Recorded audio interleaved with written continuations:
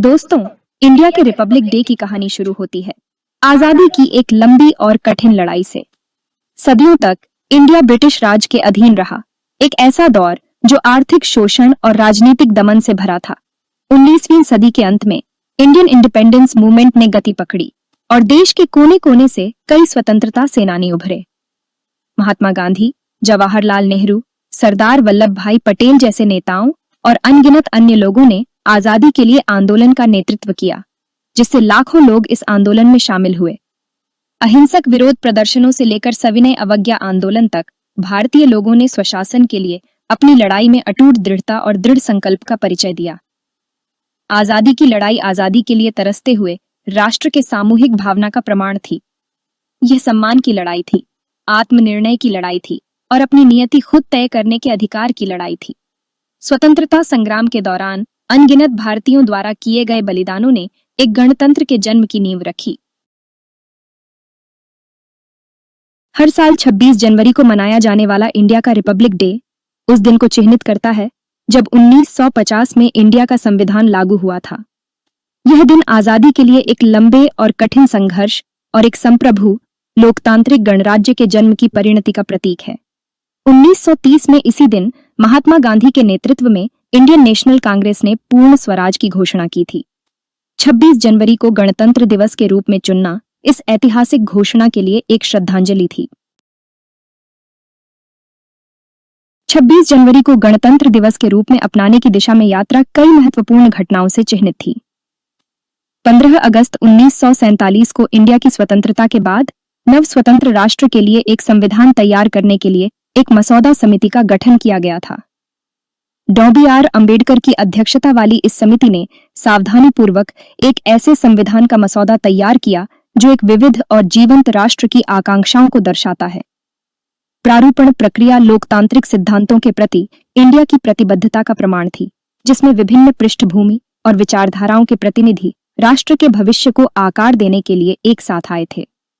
बहुत विचार विमर्श और बहस के बाद संविधान सभा ने 26 नवंबर 1949 को इंडिया के संविधान को अपनाया। यह निर्णय लिया गया था कि संविधान 2 महीने बाद 26 जनवरी 1950 को लागू होगा, जो एक गणराज्य के रूप में इंडिया के परिवर्तन को चिह्नित करेगा। तारीख का यह चुनाव जानबूझकर किया गया था, एक प्रतीकात्मक संकेत जो आजादी के लिए इंडिया के संघर्ष में 26 जनवरी के ऐतिहासिक महत्व का सम्मान करने के लिए था। 26 जनवरी का महत्व 1930 में पूर्ण स्वराज की घोषणा के साथ गहराई से जुड़ा हुआ है। ब्रिटिश शासन के तहत इंडिया में बढ़ते असंतोष और राष्ट्रवादी भावना में वृद्धि देखी गई। दिसंबर 1929 में अपने लाहौर अधिवेशन में इंडियन नेशनल कांग्रेस ने ब्रिटिश शासन से पूर्ण स्वराज या पूर्ण स्वतंत्रता की मांग करते हुए एक प्रस्ताव पारित किया। जवाहरलाल नेहरू द्वारा प्रस्तावित यह प्रस्ताव आजादी के लिए इंडिया के संघर्ष में एक महत्वपूर्ण मोड़ था। इसने आत्मनिर्णय के इंडिया के अधिकार की घोषणा की और अंग्रेजों द्वारा दिए गए किसी भी प्रकार के प्रभुत्व का दर्जा अस्वीकार कर दिया।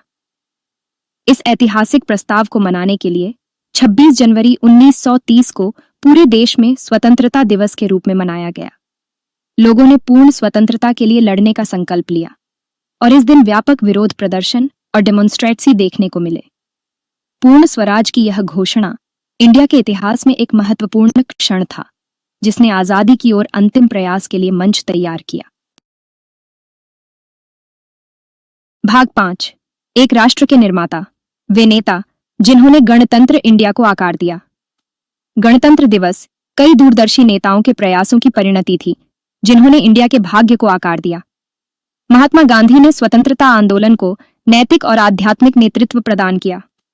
जवाहरलाल नेहरू ने इंडिया की नीतियों को आकार देने में महत्वपूर्ण भूमिका निभाई। सरदार वल्लभ भाई पटेल ने रियासतों को भारतीय संघ में एकीकृत किया। डॉ.बी.आर. अम्बेडकर को भारतीय संविधान के प्रमुख शिल्पकार के रूप में सम्मानित किया जाता है। 26 जनवरी सभी भारतीयों के लिए अपार गर्व और महत्व का दिन बन गया। भाग 6। एक गणराज्य का उदय, इंडिया का पहला गणतंत्र दिवस समारोह। 26 जनवरी 1950 को पहला गणतंत्र दिवस समारोह एक महत्वपूर्ण अवसर था। इस दिन इंडिया के पहले राष्ट्रपति डॉ. राजेंद्र प्रसाद ने पद की शपथ ली। नई दिल्ली के राजपथ पर एक भव्य परेड हुई। परेड में सशस्त्र बलों की टुकड़ियों ने भाग लिया, विभिन्न राज्यों की झांकियां भी प्रदर्शित की गईं। समारोह का स्वागत अपार उत्साह और राष्ट्रीय गौरव के साथ किया गया।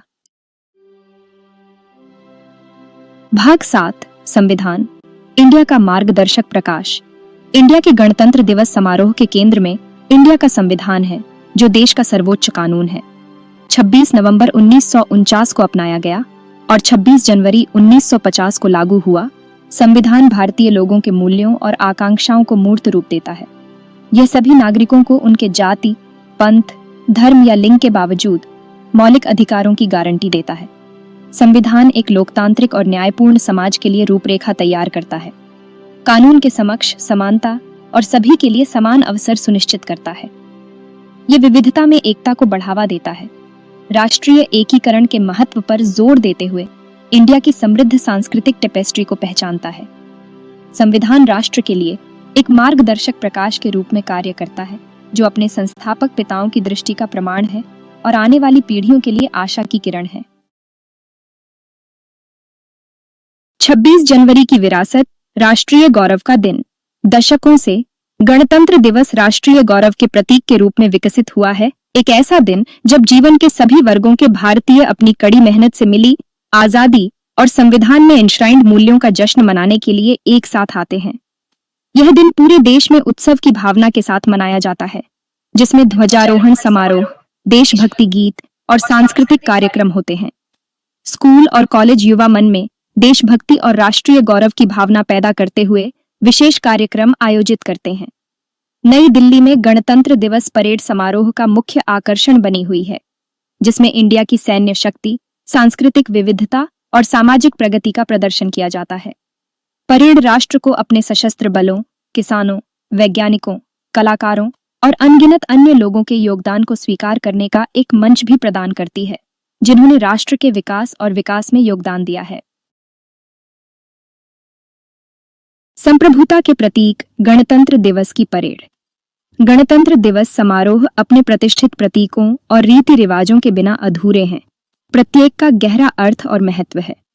भारतीय राष्ट्रीय ध्वज, तिरंगे का ध्वजारोहण गर्व और भावना का क्षण होता है। यह इंडिया की संप्रभुता, अंधेरे से प्रकाश की ओर उसकी यात्रा और स्वतंत्रता सेनानियों द्वारा किए गए बलिदानों का प्रतिनिधित्व करता है।